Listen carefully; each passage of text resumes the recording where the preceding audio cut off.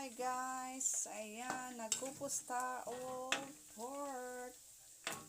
Kasi gawa tayo ng pork homba. Ayan, so kailangan natin kupusan siya para malabas yung oil niya. Oh, grabe ang oil guys, oh.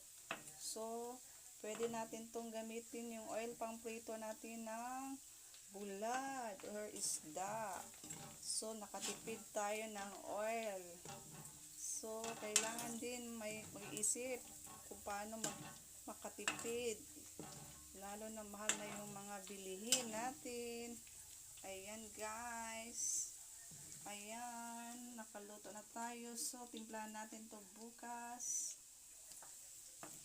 Gawin natin pork homba. Ayan, pwede na to.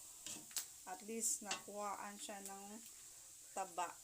Ayan, yung oil niya. Grabe yung oil, oh. Ang dami.